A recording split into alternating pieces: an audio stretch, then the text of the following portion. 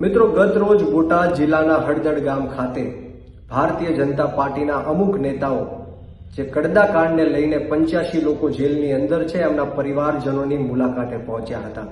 એમનો આ તકે હું ખૂબ ખૂબ આભાર વ્યક્ત કરું છું કે તમને 1 મહિના પછી પણ આ પરિવાર યાદ આવ્યો, સમાજ યાદ આવ્યો. એમનો આ તકે હું ખૂબ ખૂબ આભાર વ્યક્ત કરું છું. અને સાથોસાથ દુઃખની વાત એ છે, સમાજ એવું કહે છે કે માત્ર ને માત્ર જશ મેળવવા માટે, તક ઝડપવા માટે આ લોકો મુલાકાતે પહોંચ્યા હતા. કારણ 19 તારીખે માનનીય ન્યાયાલય ચુકાદો આપવાની છે, હિયરિંગ છે, અને કદાચ આ 85 લોકોમાંથી અમુક લોકોને જામીન મળવાના છે. ત્યારે એમને એવું લાગ્યું કે આ જશ મેળવી લઈએ, તક ઝડપી લઈએ, ત્યારે એમની મુલાકાતે પહોંચ્યા હતા. બહુ દુઃખની વાત છે કે આમ આદમી પાર્ટી આ કેસ જ્યારથી ચાલુ થયો ત્યારથી લઈને આજ દિન સુધી 30 વકીલોની ટીમ જે સુપ્રીમ કોર્ટના અને હાઈકોર્ટના છે, વિના મૂલ્ય આ કેસ ઉપર કામ કરી રહ્યા છે. આ લોકોને છોડાવવા માટે મહેનત કરી રહ્યા છે. આમ આદમી પાર્ટીએ 85 પરિવારજનોને આર્થિક સહાય પણ આપી. દિવાળીના દિવસે પણ અમે એ પરિવારજનોની સાથે હતા.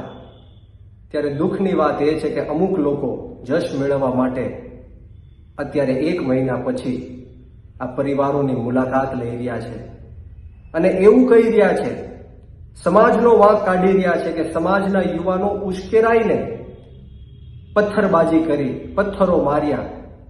તો તમે એવું કેમ નથી કહેતા કે આ નિર્દોષ અને જે ભોળા ખેડૂતો હતા એમના ઘરમાં ઘૂસીને દરવાજાઓ તોડીને આ પોલીસે બહેરેમીથી, ક્રૂરતાથી, બર્બરતાથી આ નિર્દોષ સમાજની બહેનો, દીકરીઓ અને માતાઓ ઉપર લાઠીચાર્જ કર્યો, એમને લોહી લુહાણ કરી દેવામાં આવ્યા, એમને ઢોરમાર માર્યો. એ તમે કેમ નથી કહેતા? એ આજે હું તમને સવાલ પૂછું છું. તમે એવું કહો છો કે કોળી સમાજ ભારતીય જનતા પાર્ટીની સાથે છે.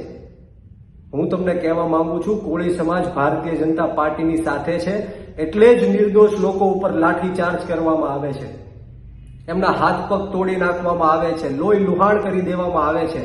કોળી સમાજ ભારતીય જનતા પાર્ટીની સાથે છે એટલે જ એમની ઉપર અવારનવાર દમન ગુજારવામાં આવે છે.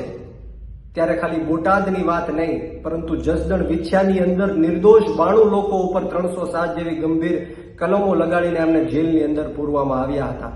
લાઠીચાર્જ કરવામાં આવ્યો હતો. ઊંચા નીચા કોરડા ખાતે 70 કરતા પણ વધારે વૃદ્ધ મહિલાઓ ઉપર લાઠીચાર્જ કરીને, બુઝુર્ગો ઉપર લાઠીચાર્જ કરીને કીડા મકોડાની જેમ જેલની અંદર પૂરી દેવામાં આવ્યા હતા.